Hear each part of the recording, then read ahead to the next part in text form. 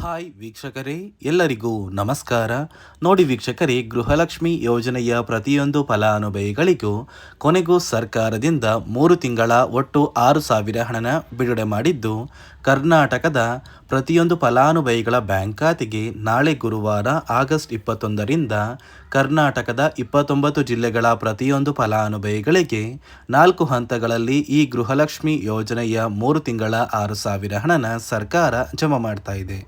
ಅದೇ ರೀತಿ ಈ ಬಾರಿ ಸಾಕಷ್ಟು ಫಲಾನುಭವಿಗಳಿಗೆ ಈ 6,000 ಹಣನ ಸರ್ಕಾರ ಕ್ಯಾನ್ಸಲ್ ಕೂಡ ಮಾಡಿದೆ. ಹಾಗಾದ್ರೆ ಬನ್ನಿ ಸ್ನೇಹಿತರೆ, ಸರ್ಕಾರದಿಂದ ಬಂದಿರುವಂತಹ ಒಂದು ಮಾಹಿತಿ ಏನು ಅಂತ ನಾನು ನಿಮಗೆ ತಿಳಿಸ್ಕೊಡ್ತಾ ಇದ್ದೀನಿ.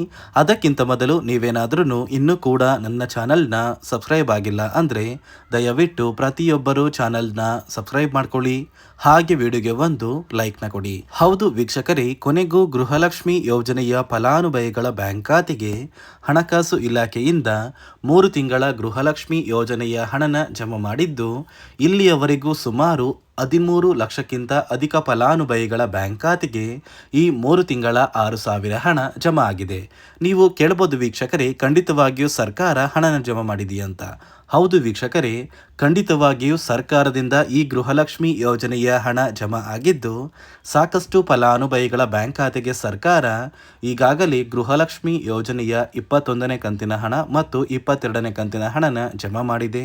ಉಳಿದಿರುವಂತಹ 23ನೇ ಕಂತಿನ ಹಣ ಕೂಡ ನಿಮ್ಮ ಬ್ಯಾಂಕ್ ಖಾತೆಗೆ ಸರ್ಕಾರ ಜಮಾ ಮಾಡ್ತಾ ಇದ್ದು, ಒಟ್ಟು ಗೃಹಲಕ್ಷ್ಮಿ ಯೋಜನೆಯ 3 ತಿಂಗಳ 6,000 ಹಣನ ಆಗಸ್ಟ್ 21 ಅಂದರೆ ಗುರುವಾರದಿಂದ ಕರ್ನಾಟಕದ 29 ಜಿಲ್ಲೆಗಳ ಪ್ರತಿಯೊಂದು ಫಲಾನುಭವಿಗಳಿಗೆ ಸರ್ಕಾರ 4 ಹಂತಗಳಲ್ಲಿ ಪ್ರತಿಯೊಂದು ಜಿಲ್ಲೆಗಳಿಗೆ ಜಮಾ ಮಾಡ್ತಾ ಇದೆ. ಅದೇ ರೀತಿ ಈ ಬಾರಿ ಸಾಕಷ್ಟು ಫಲಾನುಭವಿಗಳಿಗೆ ಈ ಗೃಹಲಕ್ಷ್ಮಿ ಯೋಜನೆಯ ಒಟ್ಟು 3 ತಿಂಗಳ 6,000 ಹಣನ ಸರ್ಕಾರ ಕ್ಯಾನ್ಸಲ್ ಕೂಡ ಮಾಡಿದೆ. ಯಾವ ಕಾರಣಕ್ಕೆ ಸರ್ಕಾರ ಈ ಒಂದು ಹಣನ ಕ್ಯಾನ್ಸಲ್ ಮಾಡಿದೆ ಅಂತ ನೀವು ಕೇಳಬಹುದು, ಮತ್ತು ಯಾವ ಫಲಾನುಭವಿಗಳಿಗೆ ಕ್ಯಾನ್ಸಲ್ ಆಗಿದೆ ಅಂತ ಕೂಡ ತಿಳಿಸ್ಕೊಡ್ತಾ ಇದ್ದೀನಿ.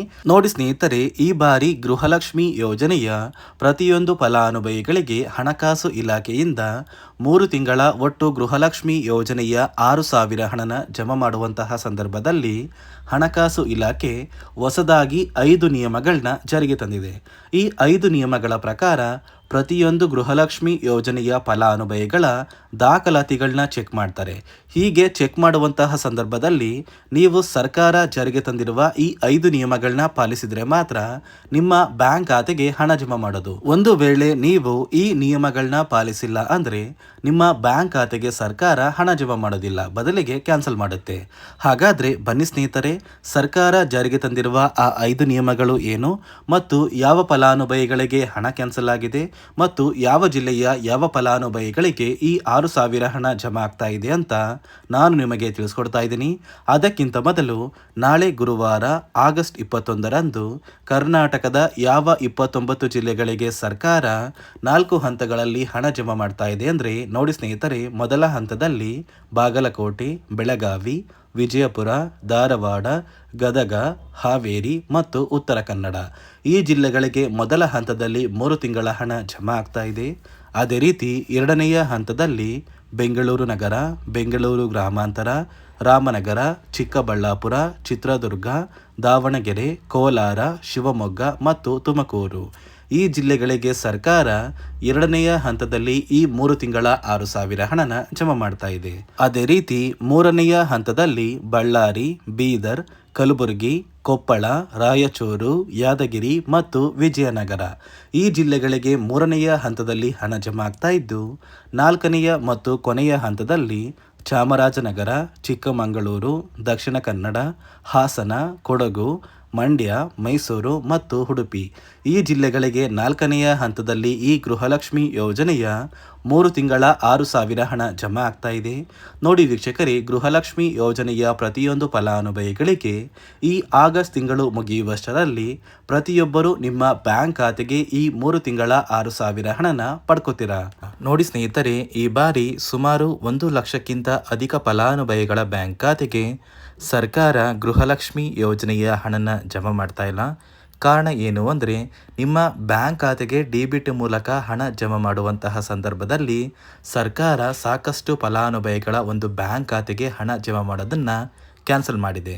ಯಾಕಂದರೆ ಇತ್ತೀಚೆಗೆ ಹಣಕಾಸು ಇಲಾಖೆ ಜಾರಿಗೆ ತಂದಿರುವ 5 ನಿಯಮಗಳ ಆಧಾರದ ಮೇಲೆ ಪ್ರತಿಯೊಂದು ಫಲಾನುಭವಿಗಳಿಗೆ ಸರ್ಕಾರ ಈ ಒಂದು ಹಣನ ಜಮಾ ಮಾಡ್ತಾ ಇದ್ದು, ಯಾರೆಲ್ಲ ಫಲಾನುಭವಿಗಳು ಈ ನಿಯಮಗಳನ್ನ ಪಾಲಿಸಿಲ್ಲ, ನಿಮ್ಮ ಬ್ಯಾಂಕ್ ಖಾತೆಗೂ ಕೂಡ ಹಣ ಜಮಾ ಆಗೋದಿಲ್ಲ. ಹಾಗಾದರೆ ಬನ್ನಿ ಸ್ನೇಹಿತರೆ, ಸರ್ಕಾರ ಜಾರಿಗೆ ತಂದಿರುವ ಆ 5 ಹೊಸ ನಿಯಮಗಳು ಏನು ಅಂತ ನಾನು ನಿಮಗೆ ತಿಳಿಸ್ಕೊಡ್ತಾ ಇದ್ದೀನಿ.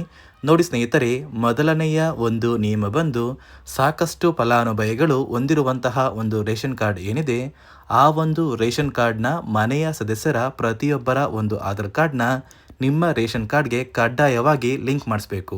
ಅಂದರೆ ಈ ಒಂದು ಲಿಂಕ್ ಮಾಡಿಸುವಂತಹ ಒಂದು ಪ್ರೊಸೀಜರ್ಗೆ ಸರ್ಕಾರ KYC ಅಂತ ಕರೀತಾರೆ. ನಿಮ್ಮ ರೇಷನ್ ಕಾರ್ಡ್ಗೆ ಇನ್ನೂ ಸಹ KYC ಆಗಿಲ್ಲ ಅಂದರೆ ನಿಮ್ಮ ಬ್ಯಾಂಕ್ ಖಾತೆಗೆ ಸರ್ಕಾರ ಮುಂದಿನ ದಿನಗಳಲ್ಲಿ ಗೃಹಲಕ್ಷ್ಮಿ ಯೋಜನೆಯ ಹಣನ ಕ್ಯಾನ್ಸಲ್ ಮಾಡುತ್ತೆ.